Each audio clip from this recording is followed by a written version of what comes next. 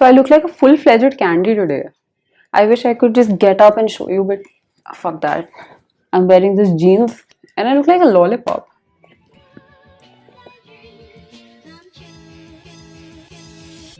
Hello people of the internet. Welcome to another episode of In Sabi. I am Sejal and today we're going to talk about travel. I think in the last video we got like too deep into topics like passion, so I just thought that let's do something more chill and calm and let's talk about travel.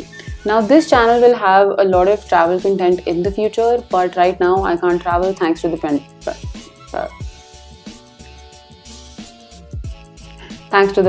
So I thought, why not take a virtual retour of my best trips, and this is one of those videos. Also, I feel like a candy today, so I just thought, why not take it to another level and wear this. Gives me a more travel vibe, maybe because it looks like a bandana, bandana, how do you pronounce it? Anyway, next time I'll do a video in which I'm standing up so that my speech is not blocked and I'm able to move everywhere. And I think I speak more freely when I'm standing up, but now that I've set all of this up, I am not doing that right now in the next video. So without further ado, let's sink in the video. So the trip I took was 2 years ago. It was summer 2018, it was June, and I've got notes because otherwise I don't remember anything. So in June 2018, I was in Bangalore. I was doing an internship in Bangalore, and on a typical weekend, I just wanted to get out of that city and wanted to go somewhere and chill. I decided, why not take a trip on my birthday. My birthday is on the 3rd June, so that was a Sunday. And after I was finished with all the office work on Friday, I remember I packed my bag, that trek bag, and got it to the office. And a lot of people asked me, are you going somewhere? Are you going somewhere? And I'm like, yeah, I'm taking a solo trip. And this was my first solo trip, so I had no idea. Plus, I think all my trips in my college, in my 4 years of college, has been unplanned. I don't know why, but I think I just like it that way. And it's just a lot more fun because you don't know anything that's going to happen. You don't know where you're going to live. You don't know where you're going to go. I mean, everything is a surprise or a shock. I mean, it can turn out both ways, but it has never turned out bad for me. So I think it was pretty much really good. Anyway, coming back to Goa, it was 5 p.m. on Friday and I got out of work, head straight to Kempengowda bus station. Now I don't remember if this was the name or not, but this is the bus station of Bangalore. And from there, I had no idea where I was going. I had like 2-3 places decided. For example, I had Pondicherry, I had Goa, and I had Gokarna on my list. But I did not know where to go. I didn't check the bus timing. So at the bus station, I asked the ticket counter guy, what do you call them? Anyway, I asked him if the buses were running to those 3 places, and he told me that we have a bus to Goa and Gokarna in the next 15 minutes, and I had no time to think. So I just took out a coin and I literally like tossed the coin. I mean, I understand how fake it sounds, but it legit happened that way. So I tossed the coin and I still remember I chose heads for Goa, and I went to Goa as you would have calculated if you read the title. So I had already seen if beds were available in the hostels in all of these 3 places, and it was June. Beaches are not very tourist friendly in June. So I thought, yeah, I'll just go there and I'll book it then. I booked my bed online while I was on the journey to Goa, and I reached Goa bus station and I came to the place that I booked, which was a beautiful hostel. If you're going to Goa, please go there. This is Backpackers Panda. Now the lady told me that I had to wait for half an hour because I reached earlier than my check-in time. So I just thought that I'll go and walk around the beach. Now this was 12 p.m. If you have basic knowledge of the solar system and how it works, sun was above my head. Now I literally walked one beach to another beach, got catcalled in the middle, but I kept walking. I mean, obviously, what else can anyone do in that situation? I kept walking and walking and walking, and half an hour later, I finally saw people. Now, obviously, brains, I didn't think that there won't be any people in Goa at that point of time, and I just went there thinking that थोड़े बहुत तो लोग होंगे ही, but कोई भी नहीं था. Now I saw two fishermen and a family, and like I didn't really talk to the family, but I talked to the fishermen, and they just increased my disappointment further by telling me that you're not going to find anything open at this particular time in Goa. And I'm like, लो जी गलती भी नहीं कर दी आके, इससे better तो मैं बैंगलोर में party कर लेती. So anyway, from the beach I came back to the road. Now there is a store called Newton. Newton's is basically a place where you can find everything, like from groceries to drinks to things to smoke and whatnot. Basically everything. I got a quarter bottle of rum.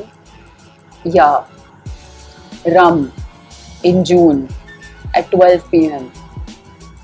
Kill me. Again, I walked from Newton to my hostel, and it took me another half an hour, and I reached my hostel and I was parched to death basically. So the first thing I did was drink water, stay hydrated, fam. I was very disappointed in, and this is 1 hour into my trip to Goa. So now I thought that I have nothing to do, so I just took my backpack and went inside the room, and I was basically about to cry when I met this beautiful human. She was a German, she was traveling in India, and this was her last stop before she went back to Germany. And we started talking, and she told me that yesterday she went out and got catcalled. So I'm like, wow, very good, we'll go together and we'll together get catcalled, because that way you're just more safe. Her name was Vicky. Then there's this another woman came in.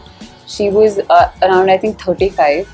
She's the coolest 35-year-old I've ever met in my entire life. Then I told them that it was my birthday tomorrow morning. So, we can just go somewhere at night and just do something. So I just thought that it would be a casual clubbing night. And then we went out of our rooms to this beautiful sitting area. Now that's a place where everybody socializes or, chill for a bit, or whenever you want to smoke or drink or do whatever. That's basically the place where you go to. And then I met a guy. He was 25, 26, and he was basically a biker and a writer. So he was all into telling us a lot of stories about himself, about where he's coming from. He was just coming from Pushkar, so he told us about all his stories. Now take the guy's name to be PH, and the 35-year-old woman's name was Shraddha. So Shraddha told PH that it's my birthday tomorrow, and suddenly PH and Vicky started looking at each other, and I asked what happened. So they're like, nothing, we'll tell you at night, and I'll tell you later in this video. So we decided we'll go to Curly's. Now Curly's is basically a beachside shacks. Now Goa has all these beachside shacks, which you probably would know if you've been there. And we had a beer, we had some food, we walked around and we talked a lot. After that, we came back. We went to German bakery on our way back, and they got a cake. Then we stopped at Newton's, we got a lot of beers. Then we came back and we found this amazing group of Chennai guys who were into singing and who were giving some law exams, I think, and they were all prepping for that. So at night, it was finally my birthday. We all sat down, we drank, we had a bonfire sort of thing in the hostel itself. And then finally, PH and Vicky told me that the day before I came to Goa, they went to a store to buy something, and randomly PH was like, let's take a candle. The next day I came to Goa and I told him that it was my birthday. I mean, it was universal signs, man. I mean, I don't know, it was just so freakishly coincidental. It was crazy. We all drank that night, we all talked a lot, and we sang songs together. So in the morning, it was time to say bye-bye to Vicky because she had to catch a plane from Delhi. Okay, sorry for the lighting change because my camera shut down and I had to charge it and then I had to record it, and now the sun is behaving in a very different, I mean it is set basically, so the light is very different and I can't help it. Anyway, coming back to the story, then I and Shraddha were the only people left, and some of the Chennai guys. So me and Shraddha went to the beach, and that was the first time I wore a bikini.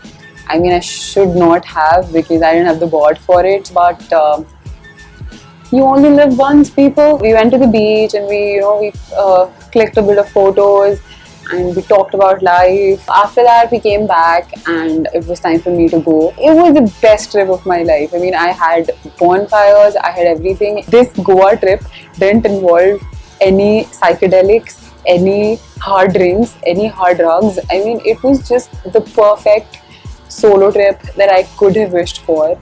It was time for me to go, so I was coming back to Bangalore, and the trip didn't end there. In the bus, there was this lady who was sitting with me. I randomly started talking to her because I was in that phase कि हाँ भाई अब तो सबसे बात करेंगे सारे, you know, I'll talk to every stranger and I'll be very extroverted. I mean, I was in that zone. So I just randomly started talking to her and I'm like, do you want to listen to a story? And she was, I think, she was 24 or something, 24, 24, 25. And she hesitated for a bit, but she was like, यार ये बंदी तो बहुत ही ज़्यादा upfront हो रही है, so सुन लेते हैं, I think. And I told her everything that happened in the past 3 days in a very detailed way. The surprising thing was when she started telling me her story. She told me about her last relationship and that she was getting married, and she told me everything about her life, whatever happened, and it was such a good journey. I didn't even feel those 6 hours back to Bangalore. We talked the entire night, and yeah, the next day I just came back and it was Monday. So I head straight from the bus station to the office, and that was my Goa trip. Every trip that I have been to, I didn't plan even a single one of them. And I think it just works for me that way because, you know, there are so many surprises, and then you can just look back and you're like, wow, this happened and that happened. When you plan something, it just doesn't happen that way, you know. It's like there's no expectations from the trip. Life tip: do not have expectations from anyone, and you'll be sorted. Don't have expectations from your partner, from your parents, from your life, and whatever you will get, you'll be happy. I think everyone should give it a try once. I mean, just go for one trip without planning anything. It might just shock you. Shock is the wrong word. I mean, you should just find it out if an unplanned trip is for you, because I've done so many trips and all of them were unplanned and all of them were bomb trips. I hope this virtual retour of my one of the best trips was entertaining to you people. I'll see you in the next video. Till then, bye bye. Happy birthday to you. Happy birthday, dear Sejal. Happy birthday.